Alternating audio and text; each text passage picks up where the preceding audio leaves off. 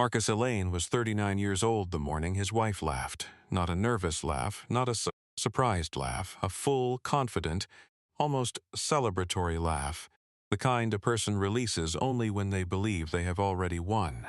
She was sitting across from him at the kitchen table he had built himself from reclaimed oak, her attorney's business card face up between them.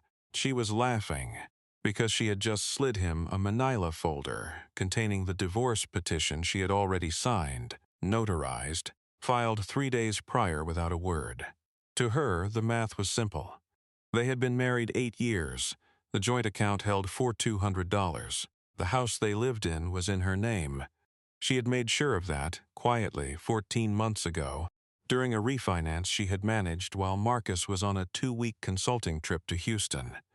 She had a new man, she had a plan, and she had a folder.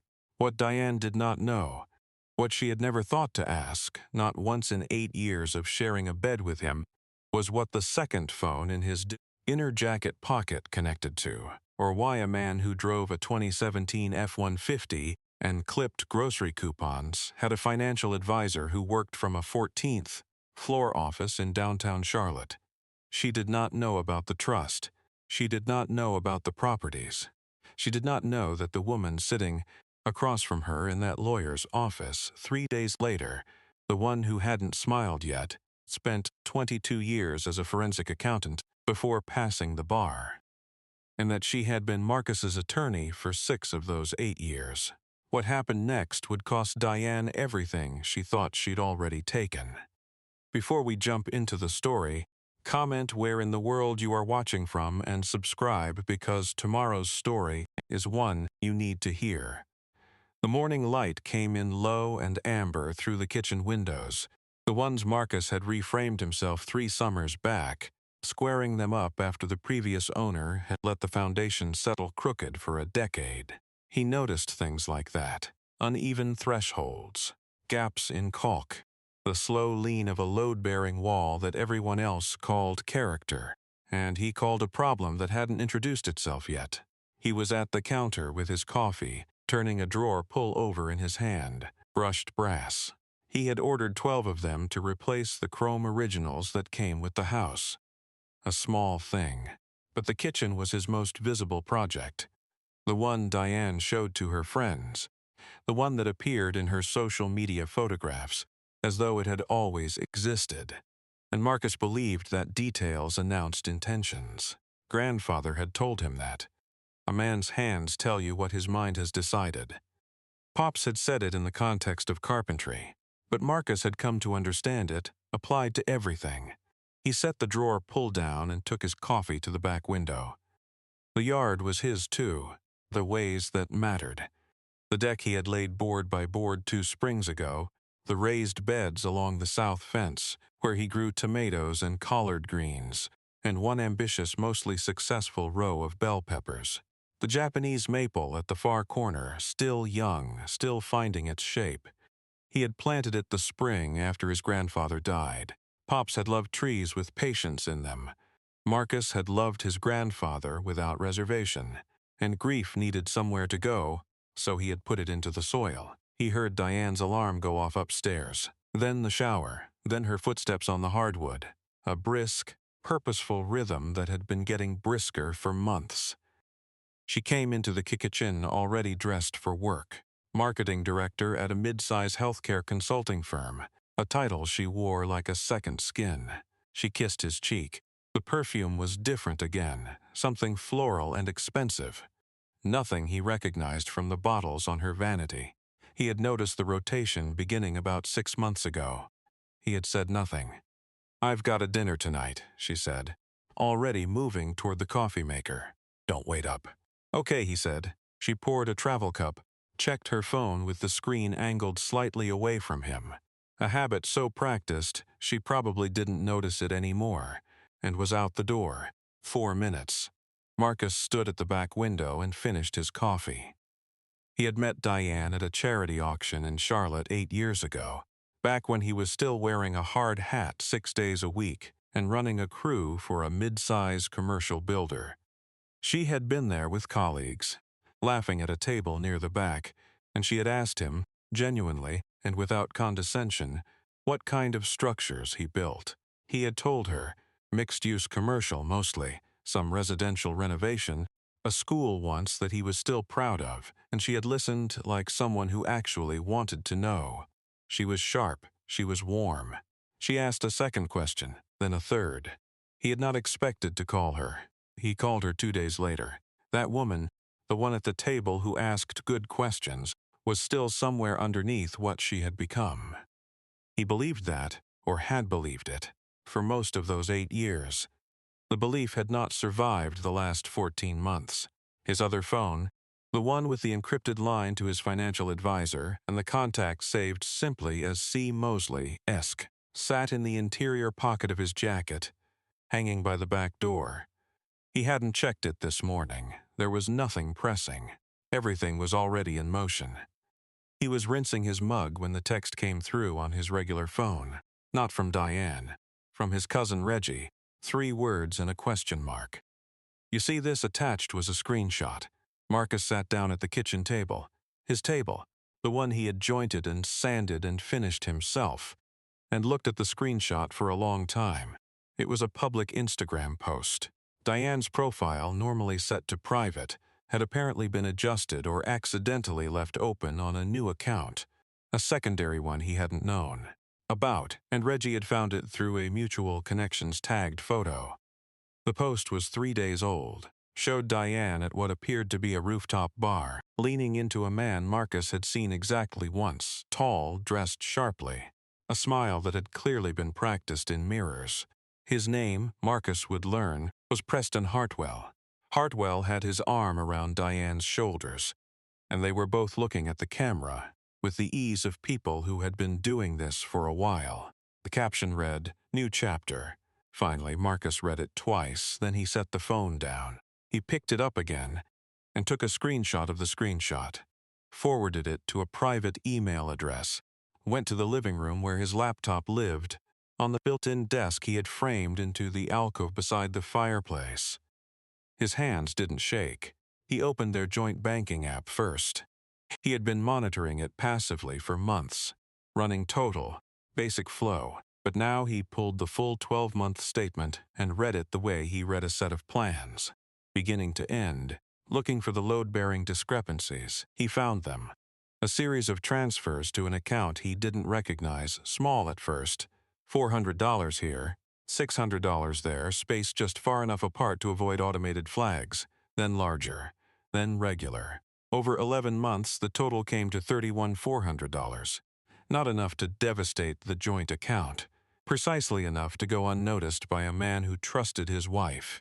He opened a new browser tab and pulled the county property records. The house he had renovated room by room, replumbed and rewired and reframed, was recorded as the sole property of Diana Lane, amended 14 months ago during a refinancing he had co-signed without reading the title update carefully.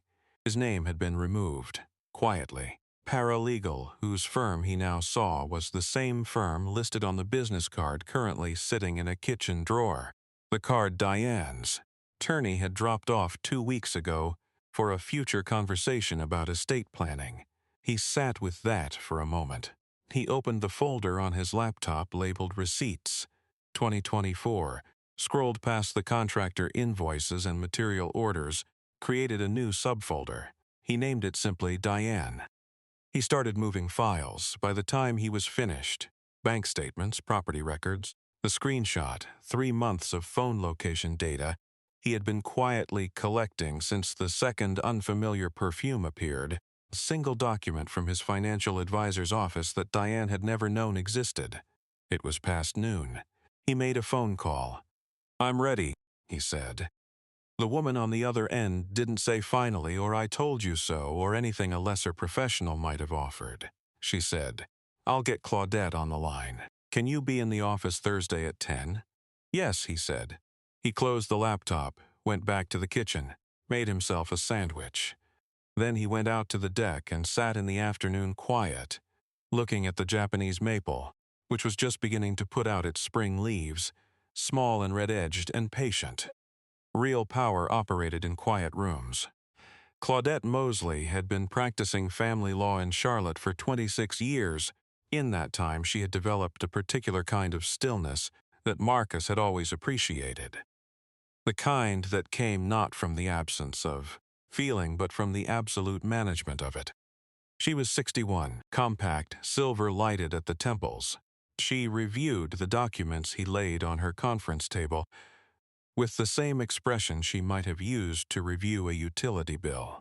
"The property transfer is the most interesting piece," she said, not looking up. It was technically legal.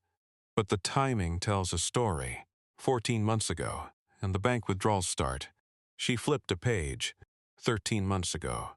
So she secured the asset before she started liquidating the joint account. She set the page down. "That's not impulse. That's a plan with a timeline."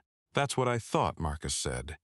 "And the man in the photograph, Preston Hartwell. I have him working as a financial consultant at a firm downtown. She met him through work about 18 months ago, based on the phone data." Claudette made a small note. "All right. Here's what I want you to understand." She folded her hands on the table and looked at him directly. The property, the account transfers, the boyfriend, touch the other thing. You understand? What's in the trust is sealed, structured, and entirely separate from anything she can reach in a divorce proceeding. She cannot claim it. She cannot contest it. The state of North Carolina, premarital assets held in a properly structured irrevocable trust prior to the marriage date are not marital property. Period. "She doesn't know it exists," Marcus said. "I know she doesn't," Claudette said. "Which means when we respond to her filing, it is going to be the single most educational document Diane has ever read." She almost smiled. "Not quite. What I want you to do between now and the response date," she said, "is nothing different. Go home. Cook dinner. Sleep in your bed. It's like a man who just got served and hasn't figured out what to do yet." "I can do that," Marcus said. "I know you can," she said. "That's why I took your case." Marcus's Uncle Harold lived in a split level on the east side of Charlotte that had belonged to the family for 40 years, and on the Saturday after his meeting with Claudette, Marcus drove over with a bag of groceries and a six-pack of ginger ale. Harold was 73, arthritic in both knees, and sharper than anyone Marcus had ever met in a boardroom. They sat on the back porch while Harold's wife, Aunt Cecilia, moved around inside the kitchen, and Marcus laid it out plainly. The divorce petition, the property transfer, the account drain, the man named Hartwell. Harold listened without interrupting. He had that quality. When Marcus finished, the old man was quiet for a moment, watching a cardinal work the feeder at the yard's edge. "She ever ask you what you had?" Harold said finally. "Never," Marcus said. She thought she knew.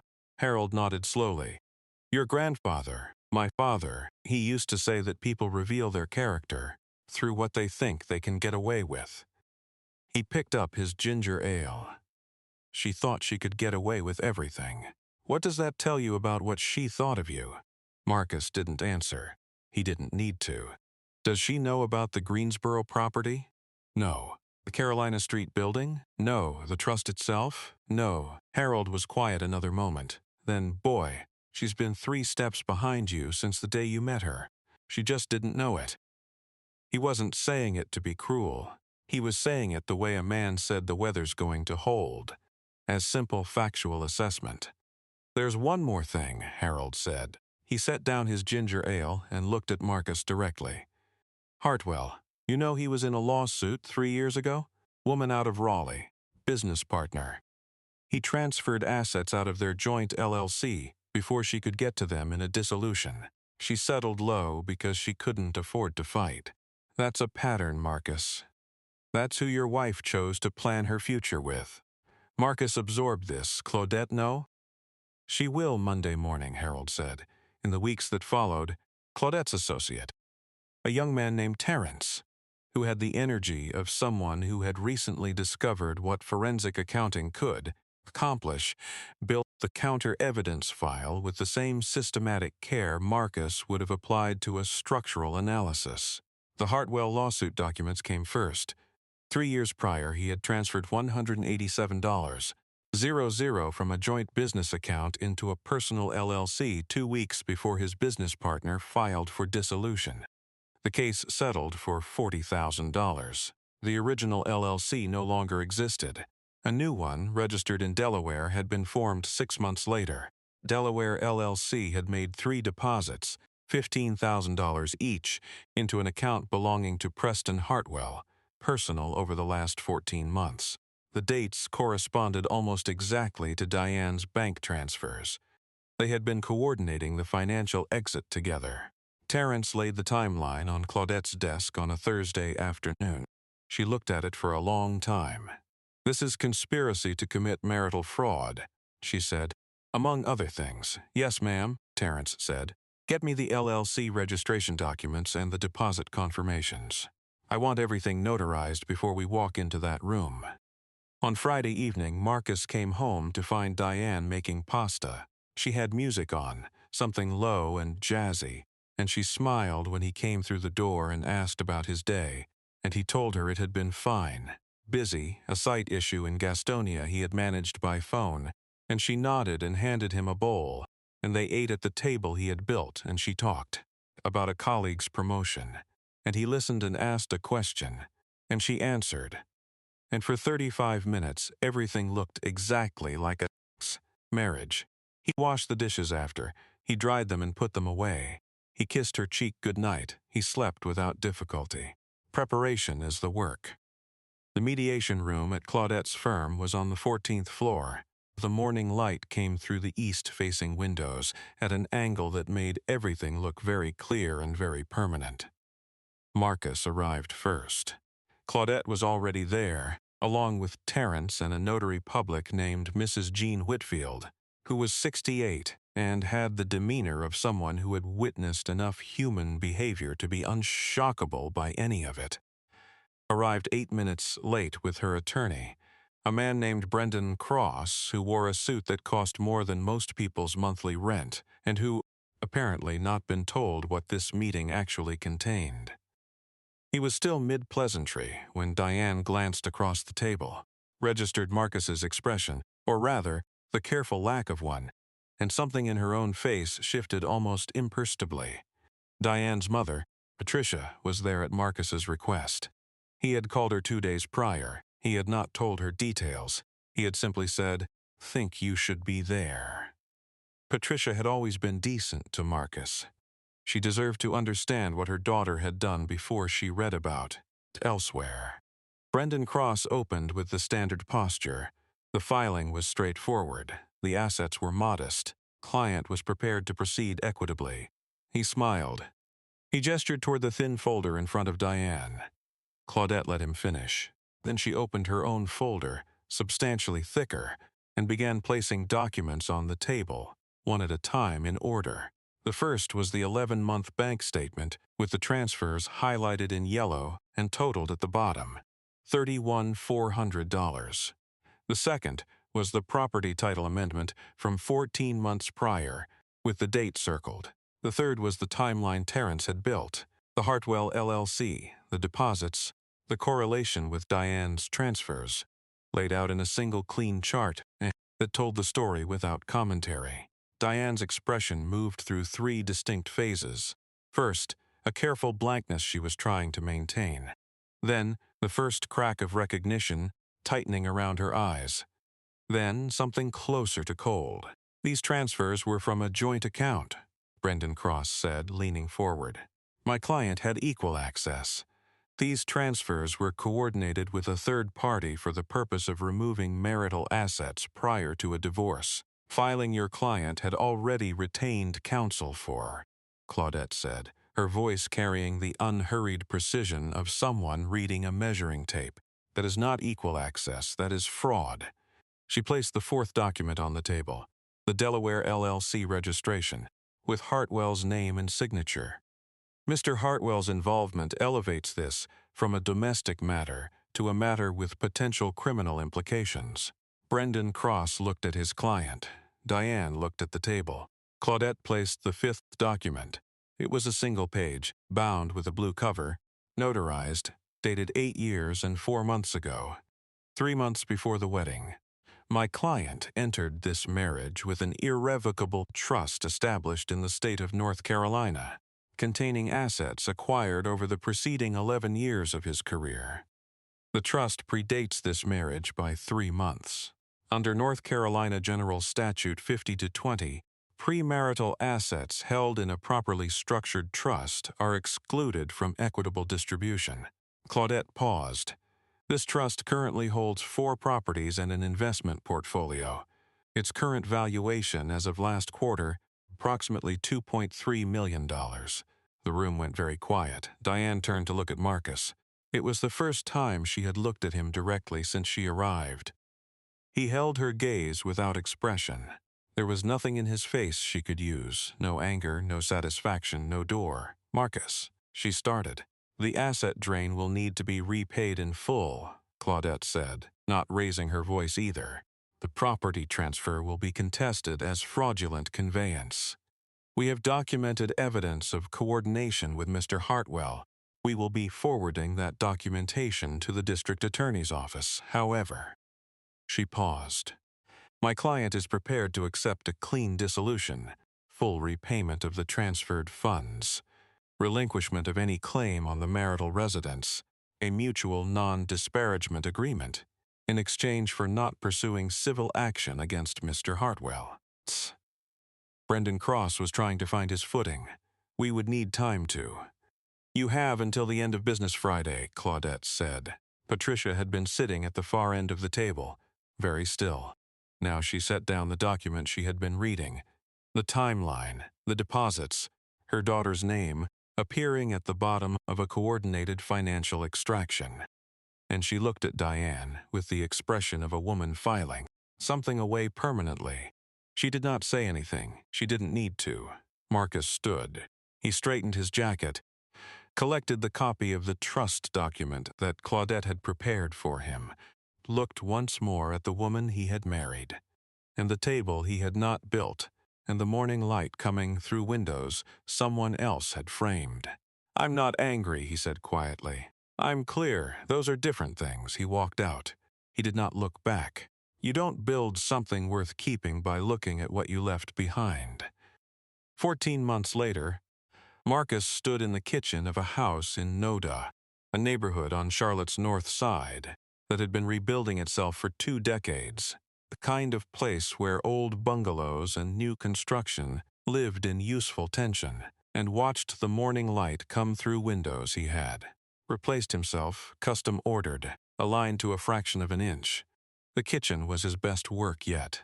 Walnut countertops he had milled from a single slab. Custom cabinetry in a deep forest green that his new contractor, a young woman named Adia who ran her own crew and did not accept substandard materials, had called the best spec she'd worked from in 5 years.